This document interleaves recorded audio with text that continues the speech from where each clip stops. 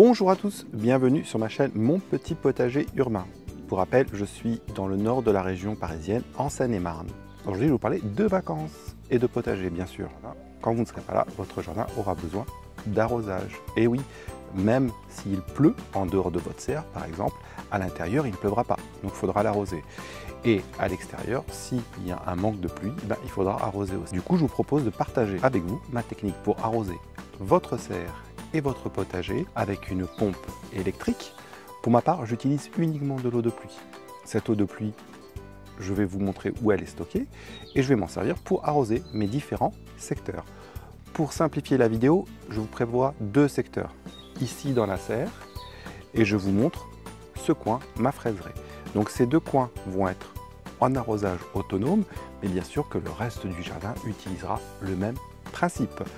Ce que je vous propose aussi, c'est de revenir à des vidéos que j'ai faites précédemment sur ma pompe, sur l'installation du goutte à goutte, aussi bien dans la serre qu'à l'extérieur, de façon à ce que vous ayez tous les éléments pour reproduire cet exercice. Bon, trêve de blabla, ce que je vous propose, c'est d'aller voir tout de suite le matériel nécessaire.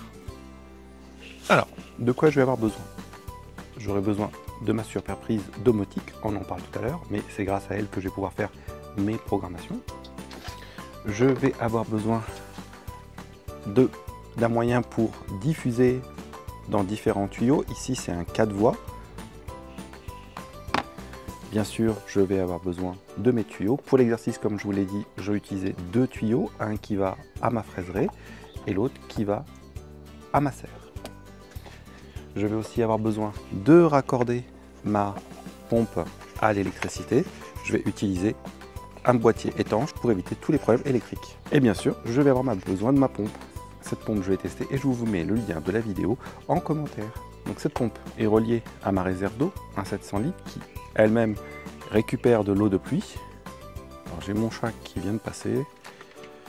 Hop. Merci, voilà. Je reprends. Du coup, cette pompe est reliée à mon réservoir d'eau qui fait 700 litres.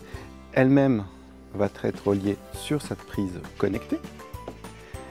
Et maintenant, ce qu'on va faire, c'est qu'on va tout simplement raccorder mon système 4 voies Gardena.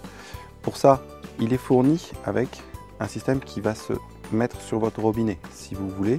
Alors moi, je l'ai retiré, tout simplement parce que je vais raccorder le 4 voies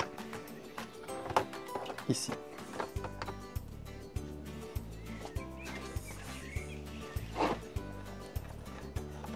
Tout simplement, on serre bien, il y a un joint qui est intégré dedans. Ici, on peut gérer la force de notre débit. Et pour notre démo, je vais venir brancher ici et ici mes deux éléments. La pompe est normalement fournie avec ça, qui permet donc de relier directement à un tuyau, mais avec ce 4 voies, je vais pouvoir diffuser sur 4 fois plus de tuyaux. Ce système-là, j'aurais pu le mettre plus loin, c'est-à-dire faire partir un tuyau et lui le raccorder plus loin. C'est à votre guise. Moi, je préfère faire comme ça, c'est beaucoup plus simple et ça me permet surtout de dédoubler plus loin. J'en ai 4, si j'en mets un deuxième, vous faites le double et ainsi de suite. Voilà, votre pompe est branchée, votre système 4 voies d'eau est lui branché aussi. Si on met en fonction, eh bien, on va avoir de l'eau qui va être diffusée dans nos différents secteurs. Allons voir un petit peu ça.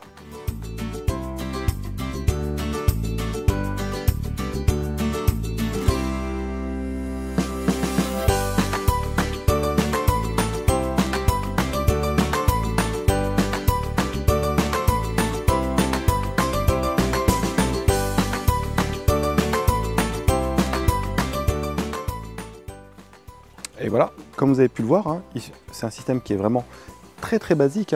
Des tuyaux, du multivoie, on envoie le débit souhaité en fonction de la pression qu'on a prévue et on arrose. Maintenant vous allez me dire, mais comment ça se passe pour le déclenchement? En fait, moi je l'active par mon smartphone. Je vous fais une capture d'écran de l'application que j'utilise. Celui-ci étant branché sur ma prise, eh bien j'active ou je désactive quand je le souhaite, ou je fais une programmation via la petite application de ma prise connectée. Donc il s'agit tout simplement d'une prise Wi-Fi. Maintenant vous pouvez aller plus loin. Imaginons, celui-ci c'est ma fraiserie, il est en extérieur. Par exemple aujourd'hui il a plu. il serait insensé d'arroser aujourd'hui, alors que dans ma serre, il n'a pas plu.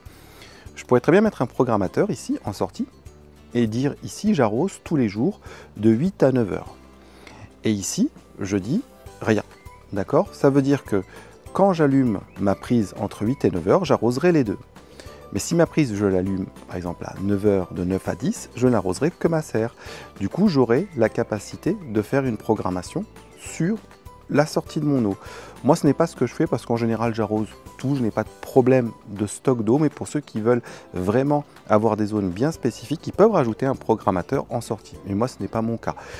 Mais sachez que c'est tout à fait possible. Vous pouvez même mettre 2-3 programmateurs, hein. Mais moi, j'en ai pas besoin pour mon usage. J'espère que cette vidéo vous a plu. Ma solution correspond à mon usage. C'est ma configuration avec les critères et les paramètres que j'ai choisis. Bien sûr, vous pourrez faire de même ou tout simplement adapter et rajouter toutes les configurations que vous voudrez. Sur ce, je vous invite à vous abonner et je vous dis à bientôt sur ma petite chaîne.